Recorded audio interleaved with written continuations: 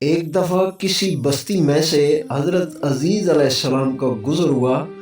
بستی ویران پڑی تھی۔ اس کی تباہ حالی اور بربادی دیکھ کر آپ کے دل میں خیال آیا کہ اللہ تعالیٰ اس تباہ حال بستی کو کس طرح دوبارہ آباد کریں گے۔ حضرت عزیز علیہ السلام نے گدھے کو ایک درخت سے باندھا، کھانا سرانے رکھا اور درخت کے سائے میں لیٹ گئے۔ نیند آ گئی اور سو گئے۔ اسی ہی لمحہ اللہ تعالیٰ نے ملک الموت کو حکم دیا کہ عزیز علیہ السلام کی روح قبض کر لے۔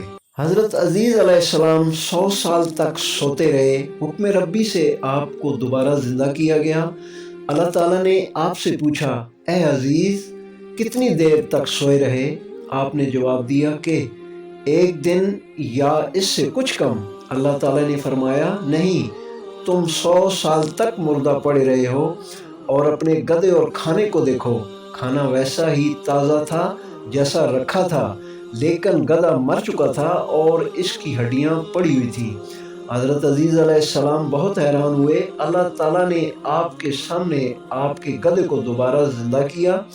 آپ کی نظر جب بستی پر پڑی تو اور زیادہ حیران ہوئے کہ بستی پوری طرح آباد اور پر رونق شہر بن گئی تھی۔ آپ اللہ کی قدرت کاملہ دیکھ کر سجدے میں گر گئے اور کہا، یا اللہ، تو قادر مطلق ہے، اور کیا تم نے اس شخص کا حال نہ دیکھا جس کا گزر ایک ایسی بستی پر ہوا جو اپنی چھتوں پر اوندھی گری پڑی تھی؟ اس نے کہا، یہ آبادی جو ہلاک ہو چکی ہے، اس سے اللہ دوبارہ کس طرح زندگی بخشے گا؟ اس پر اللہ نے اس کی روح قبض کر لی اور وہ 100 برس تک مردہ پڑا رہا۔ پھر اللہ نے اسے دوبارہ زندگی بخشی اور اس سے پوچھا، بتاؤ کتنی مدت پڑے رہے ہو؟ اس نے کہا، 1 دن یا کچھ کم۔ فرمایا، بلکہ تم 100 برس اسی حالت میں رہے ہو۔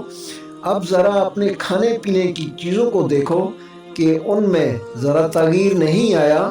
پھر اپنے گدھے کو دیکھو، اور یہ ہم نے اس لیے کیا ہے کہ ہم تمہیں لوگوں کے لیے نشانی بنانا چاہتے ہیں۔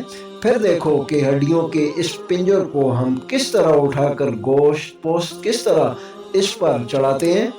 پس جب اس کو ہماری قدرت کا مشاہدہ ہو گیا تو اس نے کہا، میں یقین کرتا ہوں بلا شبہ اللہ ہر چیز پر قادر ہے۔ بنی اسرائیل نے جب حضرت یرمیاء علیہ السلام کی تعلیمات کو قبول کرنے سے انکار کر دیا تو حضرت یرمیاء علیہ السلام نے بنی اسرائیل کی غلامی کی پیش گوئی کی۔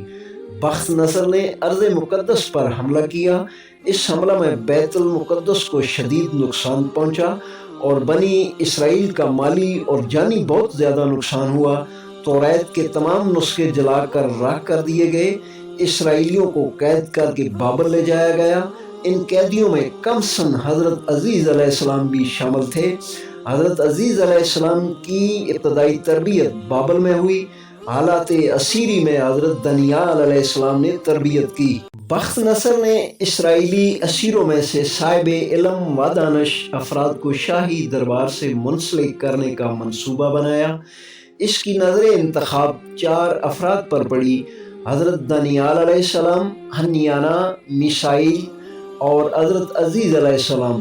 ان 4 افراد کو قلم دانی بابلی زبان سکھائی گئی، شاہی خلعت دی گئی اور شاہی دسترخوان پر کھانے کا انتظام ہوا، لیکن شاہی غذا میں غیر شرعی اشیاء بھی شامل تھیں، لہٰذا ان لوگوں نے شاہی غذا کھانے سے انکار کر دیا۔ بخت نصر کو جب اس کا علم ہوا تو ان 4 افراد کو دربار میں طلب کر کے ان سے گفتگو کی۔ حضرت عزیز علیہ السلام نے اخلاق و آداب پر تقریر کی۔ بخت نصر حضرت عزیز علیہ السلام کی قابلیت سے بے حد متاثر ہوا اور آپ کو بابل کا گورنر بنا دیا۔ وادی دجلہ و فرات مہذب و متمدن و مقتدر اقوام کا مرکز رہی۔ ان اقوام میں بابلی قوم بھی شامل ہے۔ بابل سلطنت بابلیہ کا دارالحکومت تھا۔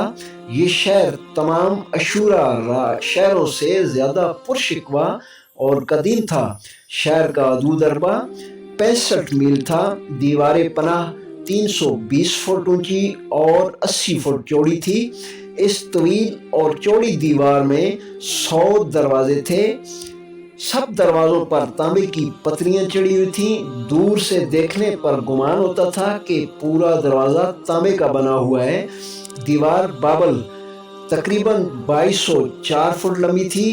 इससे तकरीबन 38 फुट बाहर 25 फुट मोटी एक और दीवार थी, जिसके बाद 12 फुट चौड़ी एक और दीवार थी। अंदरूनी दीवारों की दरमियानी जगह को मलबा डालकर दीवार के बराबर चौड़ा रास्ता बना गया था, जिस पर हवासती दस्ते घोड़ों पर सवार शहर की हिफाजत के लिए गश्त पर रहते थे। अंदरूनी दीवार के साथ हर 165 फुट के फासले पर 27 फुट ऊंचा हिफाजती मीनार था। इस तरह कुल 360 मीनार थे। शहर के मरकज से एक अजीम शान शाहरा शमाल से जुनूब की समत जाती थी। ये शाहरा 73 फुट चौड़ी थी। इसके दोनों किनारों पर 23 फुट मोटी मोटी ऊंची दीवारें थी, जो नहायत चमकदार, रंगीन और रोगनी ईंटों से मज़ीन थी। दीवारों के साथ साथ हर 64 फुट के फासला पर नीले पस मंजर में पत्थर के सुर्ख और जर्द टाइल लगे हुए थे।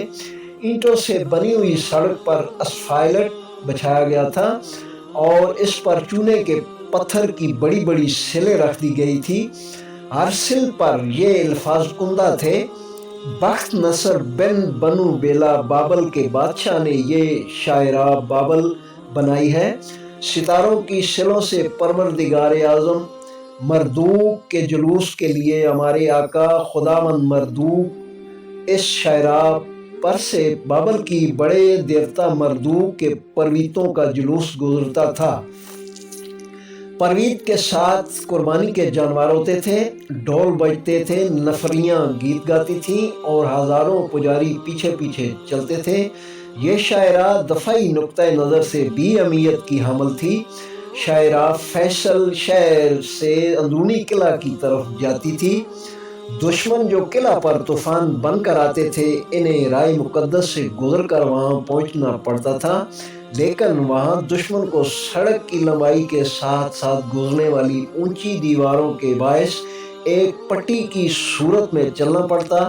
दीवारों की चोटियों पर से बाबली अफवाज तीरों की बौछार करके बेआसानी हमला आवरों को हलाक कर देती थी। राय मुकद्दस बाबे अश्तार तक जाती थी। अश्तार अहले बाबल की सबसे बड़ी देवी थी। इसके नाम से मौसूम अजीम शान दहरा दरवाज़ा था। इस दरवाज़ा की आराइश सैकड़ों चमकदार और रंगीन सांडों और दीगर जानवरों की तस्वीरों से की गई थी। बाबे अश्तार से कुछ फासला पर मोहलक बागात थे, जो दुनिया के 7 अजाबात में से एक हैं। ये बागात मोहलक नहीं थे, चूँकि ये महल्लात की बहुत ऊंची छतों पर लगाए गए थे, इसलिए नीचे से देखने वालों को मोहलक नजर आते थे।